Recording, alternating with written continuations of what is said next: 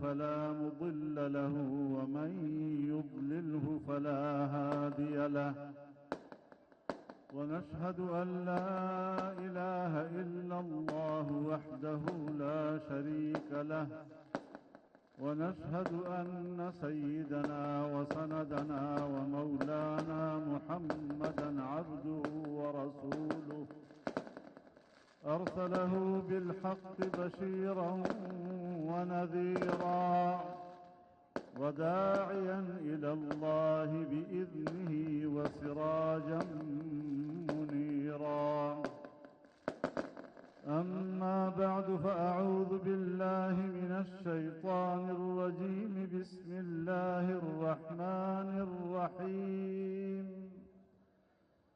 وعد الله الذين آمنوا منكم وعملوا الصالحات ليستخلفنهم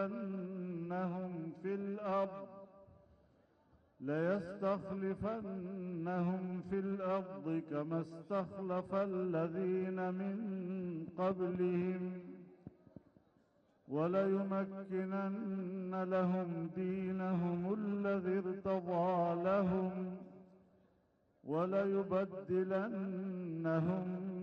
من بعد خوفهم أمنا يعبدونني لا يشركون بي شيئا ومن كفر بعد ذلك فأولئك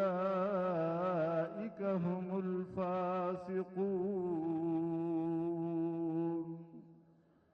صدق الله العظيم.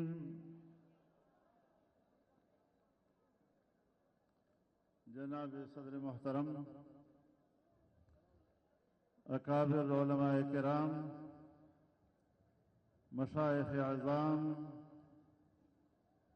بزرگان ملت، برادران امت، میں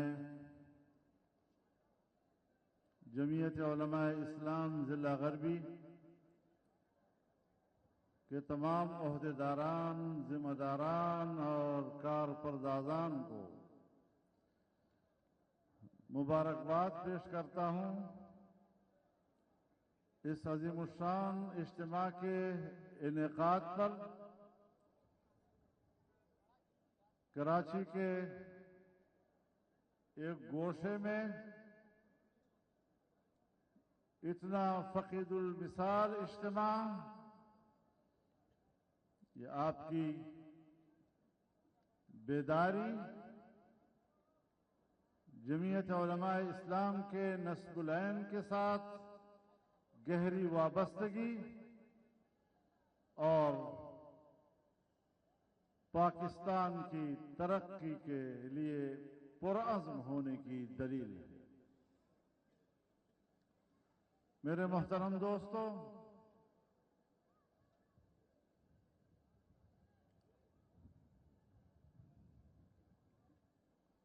امت مسلمہ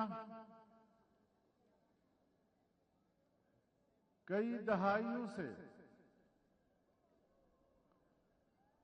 عالمی بربریت اور ظلم کا شکار ہے۔ امریکہ ہو یا مغربی دنیا،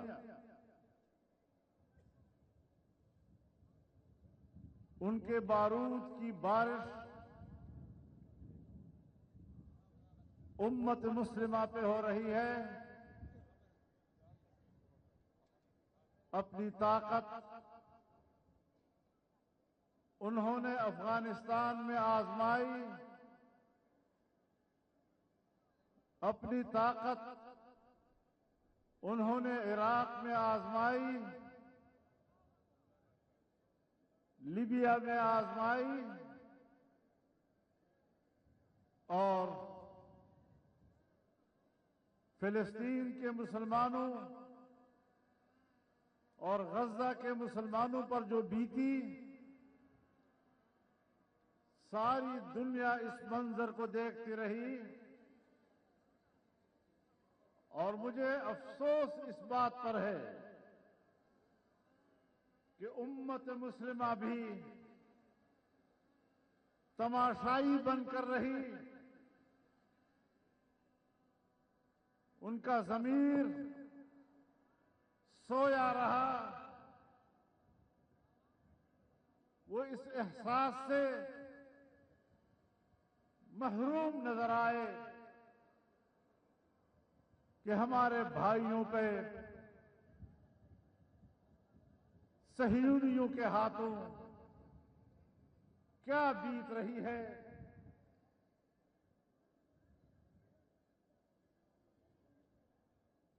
جناب رسول اللہ صلی اللہ علیہ وسلم نے فرمایا، مثل المؤمنین فی توادہم وتعاطفہم وتراحمہم کمثل جسد واحد اذا اشتكى عينه اشتكى كله واذا اشتكى رأسه اشتكى كله وإذا اشتكى عضو تداعى له سائر الجسد بالسهر والحمى۔ تمام ایمان والوں کہ آپس کے بھائی چارے، آپس کی دوستی اور باہم مہربان ہونے میں ایسی ہے جیسے ایک جسم کہ اگر اس کے سر میں درد ہے تو پورا جسم بے قرار رہتا ہے، اگر اس کی آنکھ میں درد ہے تو پورا جسم بے قرار رہتا ہے۔ جسم کی کسی حصے میں اگر درد مچل رہا ہو تو ساری رات جاگے گزرتی ہے، بخار کی حالت میں گزرتی ہے۔ آج میں اپنی امت مسلمہ کے ضمیر کو جھنجھوڑنا چاہتا ہوں اور ان سے پوچھنا چاہتا ہوں کہ اپنے دلوں کو ٹٹولیے، کیا اپنے مسلمان بھائی پر جب ظلم کے پہاڑ ڈھائے جا رہے تھے آپ کو کچھ بھی تکلیف کا احساس ہوا؟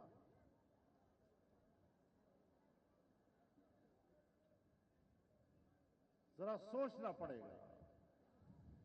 جمعیت علماء اسلام ایک آواز ہے، جمعیت علماء اسلام ایک نظریہ ہے، جمعیت علماء اسلام ایک تاریخ ہے، اور جس جماعت کی پشت پر 200 سال کی جہاد کی تاریخ ہو، فرنگی کے خلاف جہاد کی تاریخ ہو، آزادی کے لیے قربانیوں کی تاریخ ہو، میں پاکستان کی اسٹیبلشمنٹ کو بھی کہنا چاہتا ہوں، میں پاکستان کی بیوروکریسی کو بھی کہنا چاہتا ہوں، میں پاکستان کے سیاستدانوں کو بھی کہنا چاہتا ہوں، میں پاکستان کی سیاسی جماعتوں کو بھی کہنا چاہتا ہوں کہ جمعیت کو سیاست مت سکھاؤ، جمعیت سے سیاست سیکھو۔ نعرہ تکبیر! جمعیت علماء اسلام جمعیت سے ٹکراؤ گے، جمعیت سے ٹکراؤ گے۔ لیکن جمعیت علماء اسلام کا منشور ہے کہ ایک اسلامی بلاک وجود میں آنا چاہیے، ایک مشترکہ سیاسی حکمت عملی، مشترک اقتصادی نظام، مشترک دفاعی معاہدہ، یہ امت کو ایک جسم بنا سکتی ہے۔ اور جب کوئی اچھا کام ہوا، اگر پاکستان اور سعودی عرب کے درمیان دفاعی معاہدہ ہوا، ہم نے حکمرانوں سے اختلاف کو بھلا دیا اور اس اقدام کی حمایت کی۔ اس کو مزید آگے بڑھانے کی تمنا کرتے ہیں، اور میں بتانا چاہتا ہوں کہ یہ مسئلہ صرف اب بیت المقدس تک محدود نہیں ہے، قبلے اول تک محدود نہیں ہے. یہ مسئلہ اب صرف فلسطین تک محدود نہیں ہے. یہ عرب دنیا سے آگے بڑھتے ہوئے ایران تک پہنچ گیا ہے. اور اگر ہم نے یہ سمجھا کہ یہ تو صرف ایران کا معاملہ ہے، ایران جانے اور اس کا مسئلہ جانے، تو میں اپنے حکمرانوں کو بھی بتانا چاہتا ہوں، اپنے عوام کو بھی اس حوالے سے بیدار کرنا چاہتا ہوں کہ اگر ایران کو اسرائیل سر کر لیتا ہے تو پھر اسرائیل پاکستان کے دروازے پر کھڑا ہے. ذرا سمجھو اس بات کو. بین الاقوامی قوتیں کس منافقت کے ساتھ، کس ناجائز حربوں کے ساتھ امت مسلمہ کا خاتمہ چاہتی ہے، بیت المقدس پر قبضہ کرنا چاہتی ہے، حرمین الشریفین ان کے نشانے پر ہے. اور اسی لیے میں عرب دنیا سے بھی کہنا چاہتا ہوں کہ اب آپس کے جھگڑوں کا وقت نہیں ہے، اب امت کے وحدت کا وقت آ گیا ہے. اپنی دفاع ایک کرو، اپنا اقتصاد ایک کرو، اپنی سیاست ایک کرو، ہم آہنگی پیدا کرو. کوئی تمہارا دفاع نہیں کرے گا. آئیں ایک دفاعی قوت بن کر ہم اسلامی دنیا کو ایک مضبوط بلاک بنائیں اور اکٹھے ہو کر امت مسلمہ کے مفادات کا دفاع کریں. میرے محترم دوستو، لیکن کون کرے؟ پاکستان کے یہ حکمران کس کس بات کو روؤں؟ اور پختانہ وائی ہوئے پڑتوک دستوری سوڑے راوٹ چہارہ سوڑا دیگر نمات زیادہ راضی.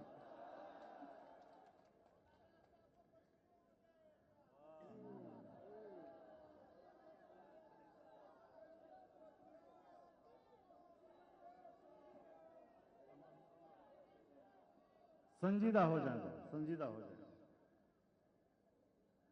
یہاں پر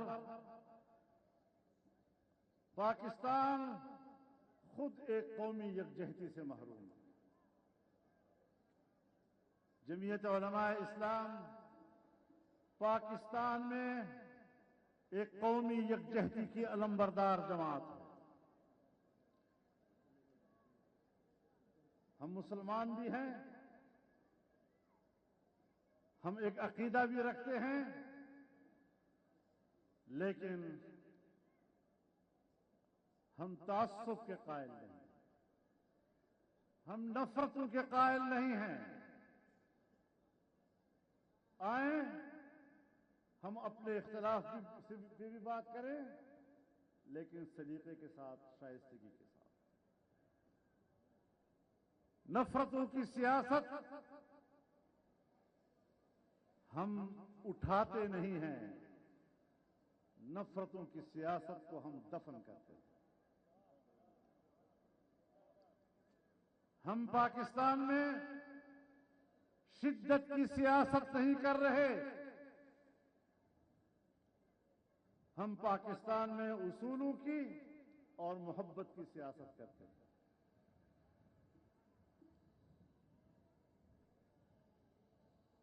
پاکستان ایک آئین رکھتا ہے، ایک قانون رکھتا ہے.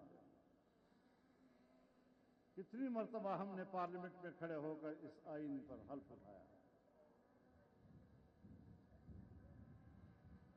ہم اس کے وفادار ہیں، لیکن جو لوگ ملک کے محافظ ہیں، جو ہماری سرحدات کے محافظ ہیں، جو ہماری ملکی سیاست کے محافظ ہیں، جو ہماری ملک کی معیشت کے محافظ ہیں، اگر وہی آئین کو سبوتاژ کرتے ہیں، اگر وہی قانون کو موم کی ناک بنا کر جدھر چاہیں جیسے چاہیں موڑ دیں، تو پھر ملک کو تباہی کے کنارے پر پہنچانا اس کے ذمہ دار آپ ہیں۔ میں دفاعی اداروں کا احترام کرتا ہوں، میں ملک کا نظم و نسق چلانے والے اداروں کا احترام کرتا ہوں، میں ملک میں اصولی سیاست کا احترام کرتا ہوں، لیکن اپنے حدود سے تجاوز کرو گے تو پھر سامنے بھی ہم کھڑے ہوں گے، مقابلہ بھی ہم کریں گے، اور انشاءاللہ تم مجرموں کے ساتھ مقابلہ کر رہے ہو، اس لیے کوئی مجرم تمہارا مقابلہ نہیں کر سکتا۔ جمعیت علماء اسلام ایک پاک، صاف، شفاف اور عقیدے پر پختہ اور پرعزم جماعت، اگر اس کو تم نے مد مقابل میں لانے کی کوشش کی تو اپنی ہلاکت کا اعلان کرو گے اور کوئی راستہ تمہارے پاس نہیں۔ نعرہ تکبیر! یا آواز یا قوت! یا آواز یا قوت! امت کی وحدت، امت کی وحدت، ملت کی وحدت، ملکوں کی وحدت، انسانوں کی وحدت، تیری قوت میری قوت۔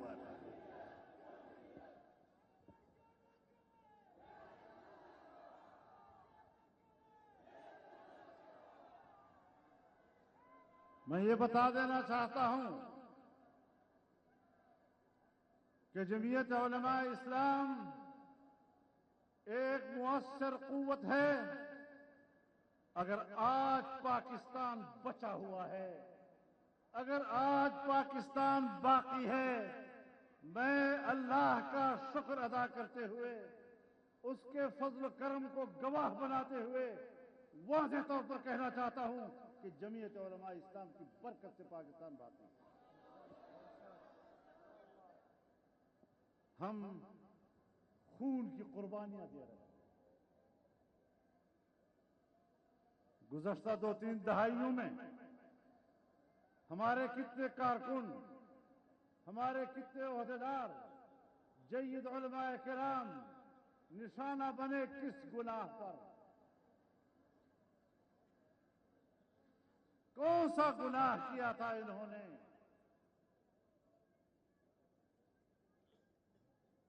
اگر کسی دوسری جماعت کے ساتھ ظلم ہوتا ہے، ہم وہاں بھی ظلم کی خلاف آواز اٹھاتے ہیں، لیکن جمعیت علماء کا گناہ بتائیے،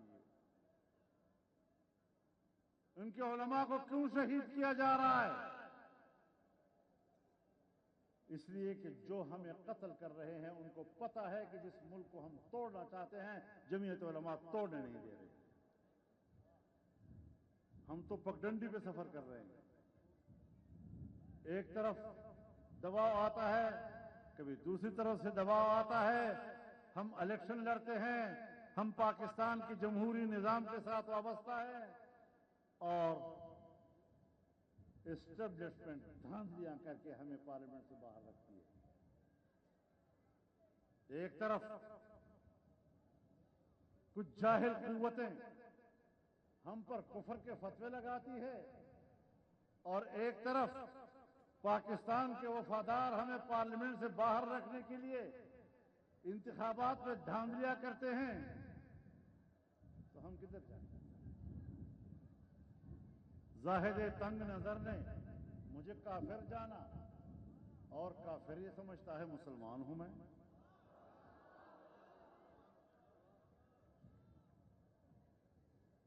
اس پگڈنڈی پر ہم سفر کر رہے ہیں۔ ایک طرف بھی ہم پر گولیاں برس رہی ہیں، اور باجوڑ سے لے کر کراچی تک ہم نے لاشیں اٹھائی ہیں۔ ایک باجوڑ میں ہم نے 80 جنازے ایک ہی اجتماع سے اٹھائے ہیں۔ وزیرستان کے تمام اضلاع کے امراء دہشت گردوں کی گولی کا نشانہ بنے ہیں۔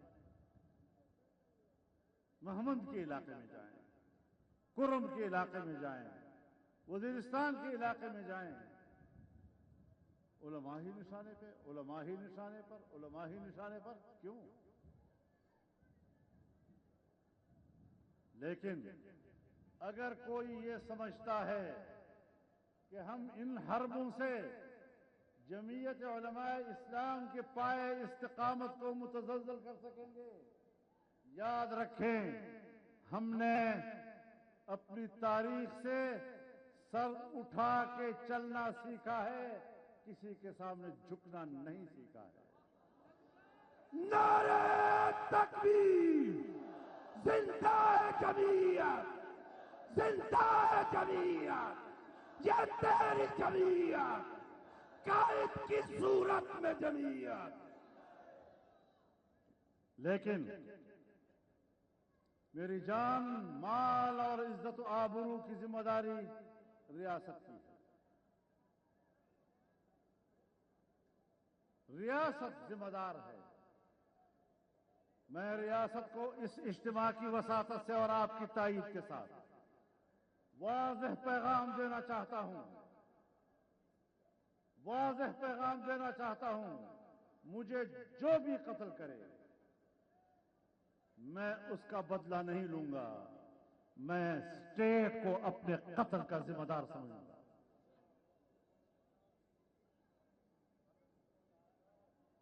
اطلاع بھیج دیتے ہیں، تھریٹ لیتے ہیں، فون کر لیتے ہیں آپ فلانے علاقے میں نہ جائیں۔ یہاں بھی روک رہے تھے نا، میں نے کہا جاؤں گا۔ نعرہ تکبیر! قائد تیری جرت کو! قائد تیری جرت کو! پھر یہ بھی بتا دیں کہ قائد کے اگر ایک بال کو بھی کسی نے بینگا کیا، خدا کی قسم یہ دھرتی آگ کا پگولا بنا دیں گے، یہ دھرتی آگ کا پگولا بنا دیں گے۔ قائد محترم کے جانثار ہم یہاں موجود ہیں، کسی مائی کے لال کو قائد کی طرف میلی آنکھ سے دیکھنے کی اجازت نہیں دیں گے۔ قائد تیرے جانثار! قائد تیرے جانثار! قائد تیرے جانثار! قائد تیرے جانثار! میرے محترم دوستو،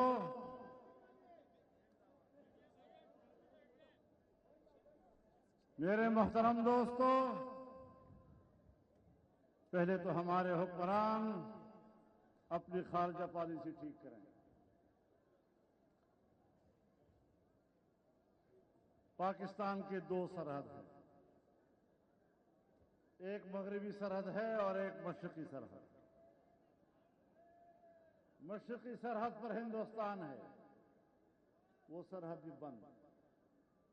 مغربی سرحد پر 2500 کلومیٹر تک ایک افغانستان ہے، یہ سرحد بھی بند۔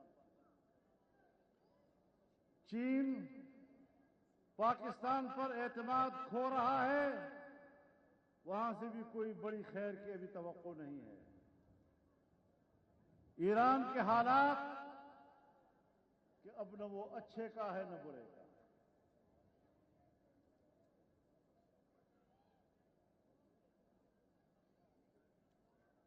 تم ملک محصور ہو گیا ہے، پاکستان تمہاری وجہ سے یرغمال ہے اس وقت، اور کہتے ہو ہم پاکستان کی جنگ لڑ رہے ہیں۔ تم خود بھی پھنس چکے ہو، قوم بھی اس وقت محصور ہے، اور پاکستان کے عوام آج رول رہے ہیں۔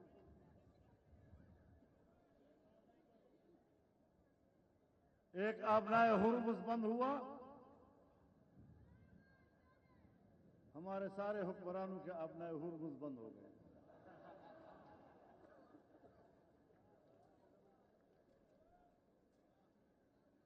انڈیا میں 1 روپے پیٹرولیم مصنوعات مہنگی نہیں ہوئی۔ بنگلہ دیش جیسے ملک میں صرف 16% قیمتیں بڑھی ہیں، اور ہم ہیں کہ یہاں 61% ہم نے قیمتیں بڑھا دی۔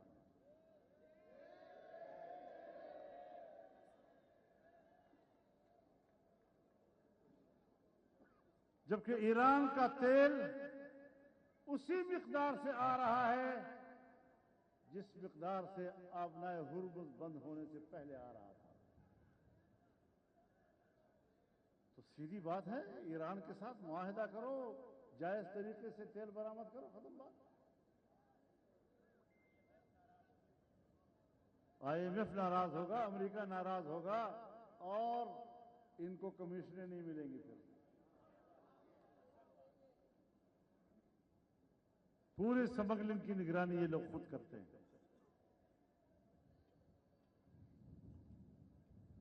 تو جو خیبر پختونخوا میں 45 سال سے خون بہ رہا ہے، آج کی بات نہیں ہے.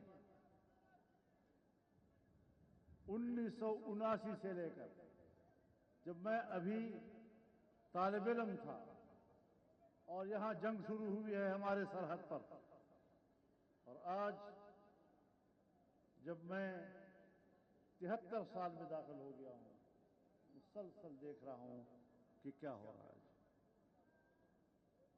بلوچستان اس وقت خون میں نہا رہا ہے.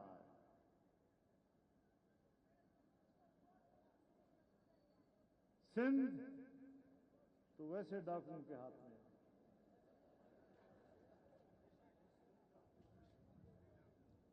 جی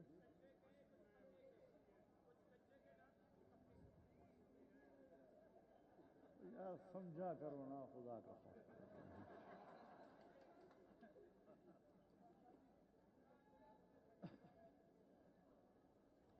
سارے اختیارات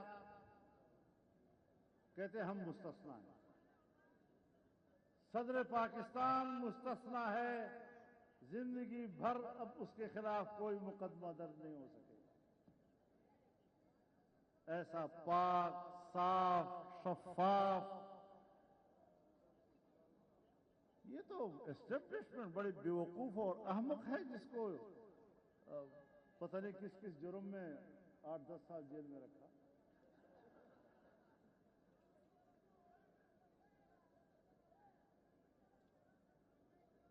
کبھی اتنا بڑا مجرم کہ جیل میں، اور کبھی اتنا پاک اور شفاف شخصیت کہ اس کے خلاف کوئی کیس بھی نہیں ہو سکے گا اور تاحیات.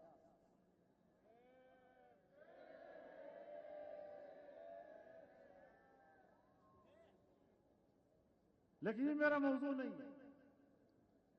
میں تو یہ سوچتا ہوں کہ جناب رسول اللہ صلی اللہ علیہ وسلم نے اپنے آپ کو مستثنا قرار نہیں دیا، دعوت دی. کوئی ہے کہ جس کا میرے اوپر حق ہو تو وصول کر. ایک صحابی کھڑا ہوا اور کہا یا رسول اللہ میرا آپ کے اوپر ایک حق ہے، میں وہ حق وصول کرنا چاہتا ہوں. آپ نے فرمایا کیا حق ہے آپ کا؟ کہا آپ نے مجھے ایک چھڑی ماری تھی، میں اس کا بدلہ لینا چاہتا ہوں. آپ نے فرمایا آؤ. کہا نہیں، آپ نے مجھے پیٹھ پہ مارا تھا، میں نے بھی آپ کو پیٹھ پہ مارنا ہے. آپ نے پیٹھ کر دی. کہا نہیں، پیٹھ میری ننگی تھی، میں نے ننگی پیٹھ پر آپ کو بدلہ لینا ہے. رسول اللہ صلی اللہ علیہ وسلم نے پیٹھ ننگی کر دی. وہ صحابی تھا، بہانہ ڈھونڈ رہا تھا، لپٹ گیا اور آپ کی پیٹھ مبارک کو چومتا رہا، چومتا رہا، چومتا رہا، یہاں تک کہ مہر نبوت کو چوما. لیکن آپ نے یہ تو نہیں کہا کہ میں پیغمبر ہوں، میں مستثنا ہوں. حضرت عمر رضی اللہ تعالی عنہ خود عدالت میں پیش ہوئے، قاضی شریح کی عدالت میں پیش ہوئے. یہ تو نہیں کہا کہ میں امیر المومنین ہوں اور مدعی کو حق نہیں ہے کہ میرے خلاف کیس درج کر سکے.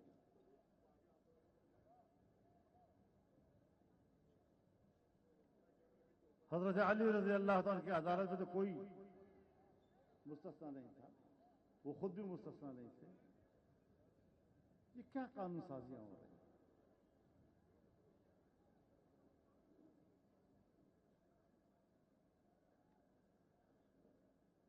18 سال سے کم عمر شادی نہیں کر سکتے، اور اگر شادی کر لی تو اس کو زنا بالجبر کہا جائے گا، لیکن اگر بچہ پیدا ہو گیا تو بچہ حلالی ہوگا۔ یہ ہمارے قانون سازی ہے۔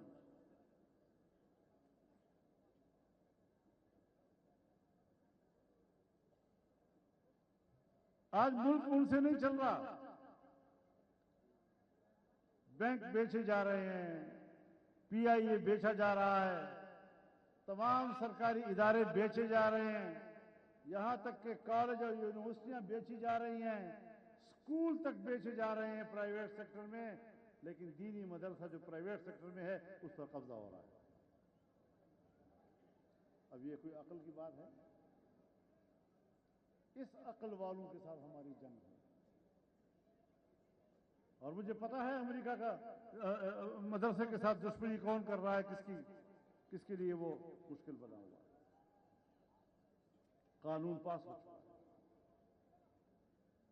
جس طرح ہم نے کہا تھا اسی طرح پاس ہوا ہے۔ اب امن ذرا بند نہیں ہو رہا، صوبوں میں قانون سازیاں نہیں ہو رہی، اور ان کا خیال یہ ہے کہ ہم اس طرح مدرسوں کو غیر مؤثر بنا دیں گے، تمہارا باپ بھی دینی مدرسے کو ختم نہیں کر سکے گا انشاءاللہ العزیز۔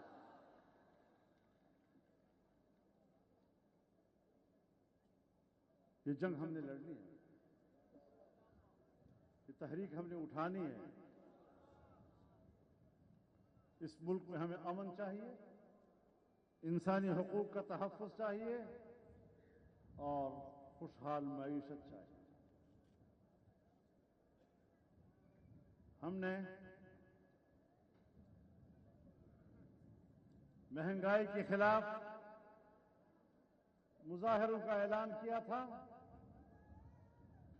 لیکن انہی دنوں میں ایران امریکہ کے درمیان پاکستان نے ثالثی کا عمل شروع کیا، اور اسلام آباد میں بین الاقوامی قیادت اتر رہی تھی، تو ہم نے سوچا کہ ان حالات میں ہمیں ملک کے لیے مشکل پیدا نہیں کرنی چاہیے۔ ہم نے وہ مظاہرے مؤخر کیے، منسوخ نہیں کیے، اور اب انشاءاللہ العزیز 22 مئی کو جمعے کے روز ملک بھر کے ہر ضلعی ہیڈ کوارٹر میں مظاہرے کیے جائیں گے، دوبارہ اعلان کرتا ہوں۔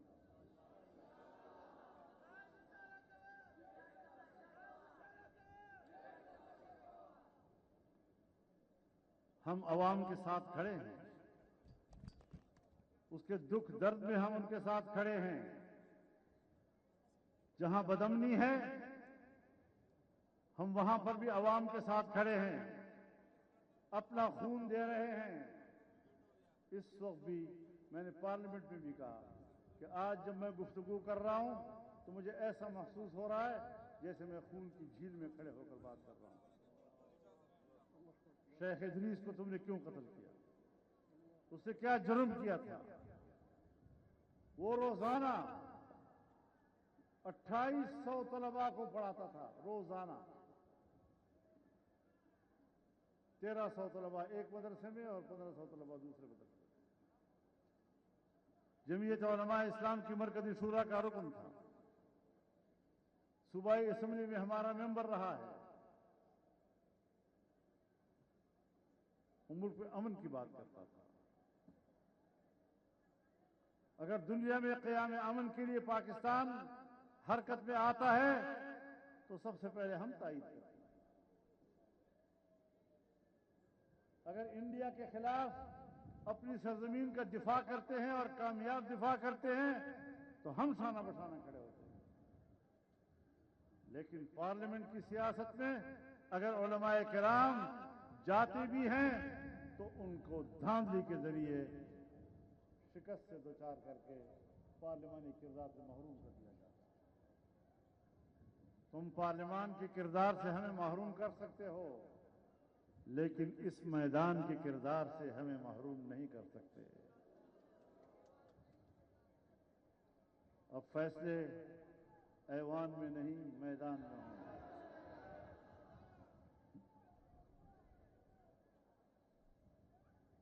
ہم اس جدوجہد کو آگے بڑھائیں گے انشاءاللہ. میرے محترم دوستو،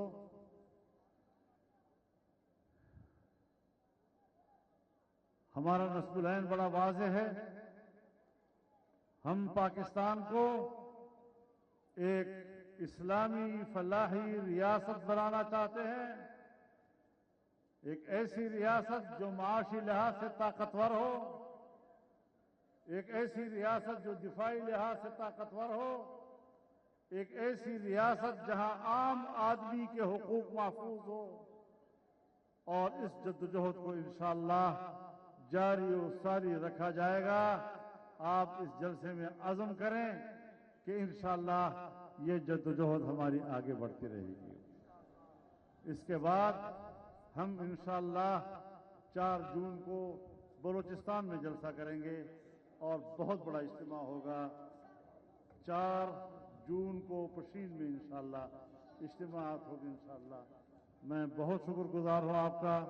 اللہ تعالیٰ آپ کے عزم کو اور مضبوط کرے اور انشاءاللہ جس طرح اس اجتماع میں آپ نے ایک صف ہو کر، ایک قوم ہو کر ثابت کرنے کی کوشش کی ہے، انشاءاللہ آنے والے وقتوں میں بھی قوم ایک رہے گی اور اس وحدت کے ساتھ ہم کامیابیاں حاصل کریں گے. اللہ تعالی ہمارا حامی و ناصر ہو. وآخر دعوانا ان الحمد للہ رب العالمین.